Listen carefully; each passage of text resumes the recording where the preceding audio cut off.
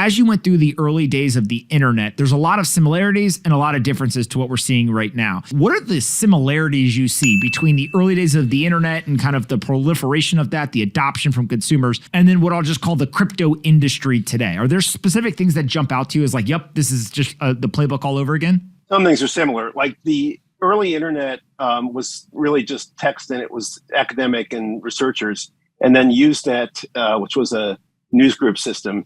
And then with Netscape, we did a commercial version of a browser that you could trust to send your credit cards over the wire with. And that took off and took over from the sort of academic front runner Mosaic. And one of the things that's similar is that you have early adopters who are actually programmers. So they're giving you ideas. Sometimes they're giving you code if you do open source, or they're doing hacks on their servers that then generate new ideas that you put into the client. So even before Netscape, the image element was added to HTML. Before 1993, you couldn't do an image. You had to have some kind of crazy plugin, and all those early plugins died. You remember Flash? This was way before Flash. And then in 1995, I did JavaScript.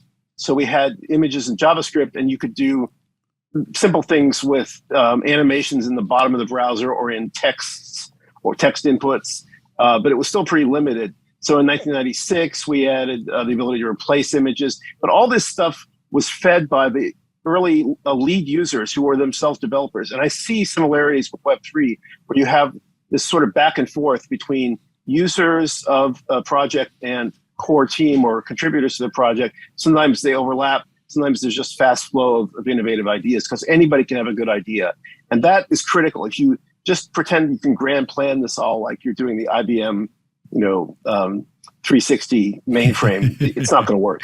Yeah. By the way, that was such a flex. Like, yeah, I helped bring images to the internet. I appreciate that. We all like memes and images here. So your work is very, very image replacement. Yeah. Mark Andreessen and Eric Bina did images in 1993, but I did the JavaScript that lets you flip them around, change them. Oh, even better. All right. What are the big differences that you see between the early days of the internet and today? So the early internet was still kind of a big company game after Netscape kicked it off in the web. I would call the Web 1 era. And you had Microsoft come after Netscape, and that's a story I've told before. You had the big server-side powers that rose in the late 90s, like Amazon was mid-90s when it started, and PayPal was coming up right around the millennium end. And, Google was actually there in 1998. I remember seeing them above Palo Alto bicycles in downtown Palo Alto. And I wonder what those childish letters and colors were all about. Around 98 or 99, we were all at Netscape using Google, and we realized it was going to totally kill all the other search engines like Alta Vista. So, you see now people talk about big crypto powers like Coinbase, Binance, FTX and others. I think that's just the current guard, and the guard will change. You'll have new powers rise. And one of the things we're very interested in at Brave is self-custody, because it sounds like it's too scary for most people. I can talk about why that's probably not the case anymore. But back then, when these network powers rose, like PayPal or Google eventually, people were learning how to log in to a website. They could learn to log into their bank in the late 90s. And they'd recover their password if they forgot it. They'd use the same password all over the web, which was a security disaster.